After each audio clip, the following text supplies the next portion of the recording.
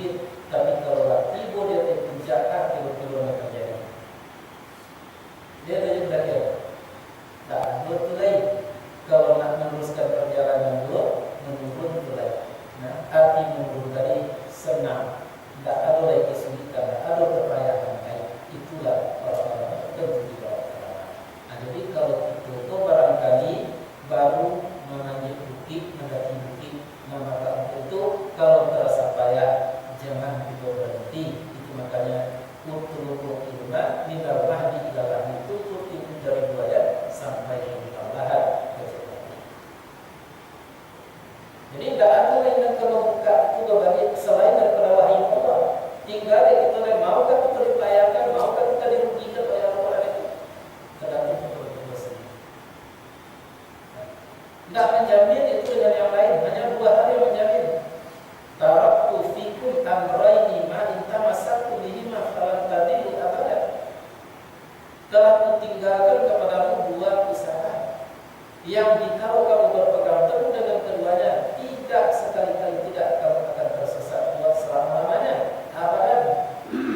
Apa itu? Kitabullah wa sunnatur Rasul. Kitab Allah dan sunnah Rasul.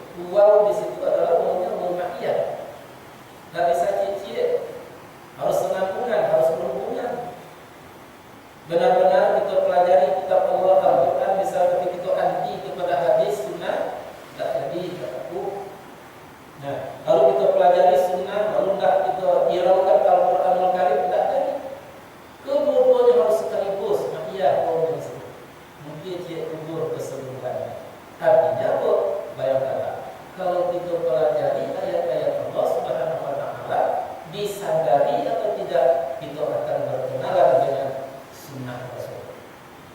Bisa dipercaya? Tanpa kita sadari. Misal, kalau kita pelajari satu ayat, misalnya, iza kuntum ila sholat falsilu wujuhakum wa aydiyakum ila al-marafiq. Dan seterusnya, apabila kamu berdiri akan sholat, basuhlah mukamu, basuhlah tanganmu sebelum mata siku, dan sapulah kepalamu, dan kakimu basuh sebelum mata kaki. Tidak ada di dalam Al-Quran itu diterangkan mana yang dikatakan muka, mana yang dikatakan sebelum, mana yang dikatakan kaki. Tidak pernah diterangkan itu oleh Allah Subhanahu Wa Taala. Maka tapasul disadari tidak atau tidak, kita mempelajari sunnah. Karena sunnahlah Rasulullah yang menerangkan mana muka, ya, mana kaki, mana tangan, sehingga mana harus dibasuh, bahasa cara membasuhnya itu diajarkan oleh Nabi Muhammad SAW. Jadi kalau ada orang mempelajari wahyu Allah, cukup tidak perlu dipelajari hadis atau sunnah, itu salah. Kalau ada pula orang yang mengatakan kalau dipelajari sunnah tidak perlu mempelajari Al-Quran, itu keliru. Yang benarnya apa? Kedudukannya tidak bisa dipisahkan di dalam kehidupan kita.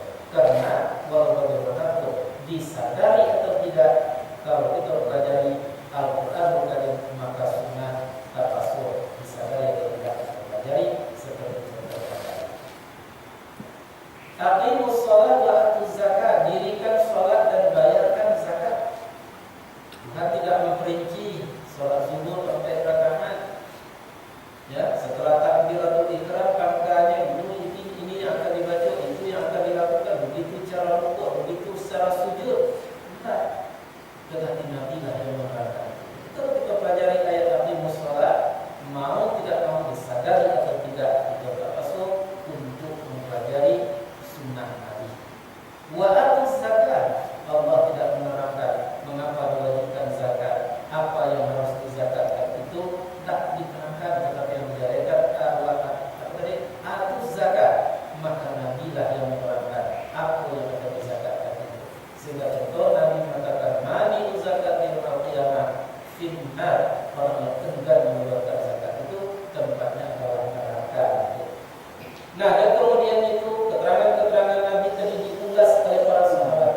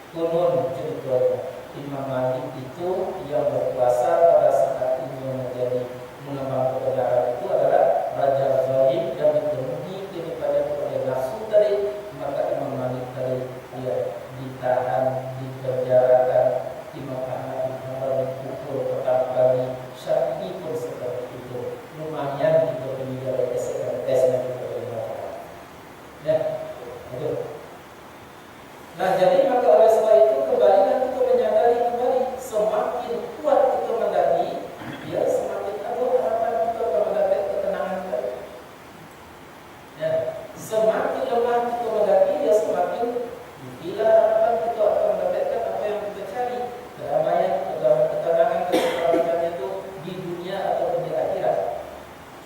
Apa arti tadi mendaki bukit? Mempelajari wahyu Allah Subhanahu wa Ta'ala.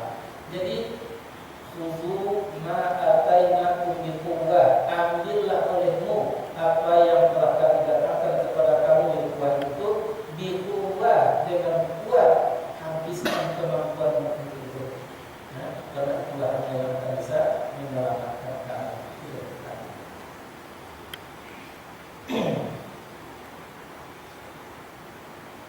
Nah, kemudian wasma'u, dengar olehmu, simak olehmu, perhatikan, tolak olehmu, pikirkan olehmu.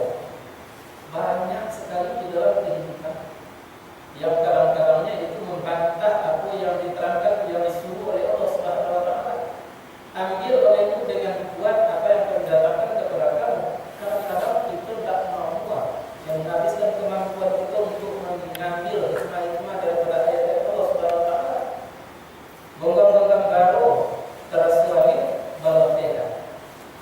Itu sebabnya banyak istilah-istilah yang harus kita jadikan itu sebagai acuan di dalam pengajian majelis taklim. Contoh, kalau keagamaan itu kepada Al-Quran khususnya, itu kita harus tunggang seperti segilir makan. Kita segilir bor, ya? Tunggang seperti itu. Nah, malam hitam siang putih, musuh tak diadang sampai tak dicari. Tetapi ada halangan di Quran, aku di situ. Minta bor tadi, atau langsung bor tadi tetap akan menembus sampai di selesai. Tak mungkin. Ikhlas sama Allah Subhanahu wa Ta'ala. Itu istilah lahir berdasarkan pengalaman itu juga bermukjizat. Sebab kalau kita lihat, maaf saja contoh, ya, kadang-kadangnya itu sama pendidikan, sama sekolah, tapi nilai tukang bilang berani mati pasti nggak ada. Nah, 20 setengah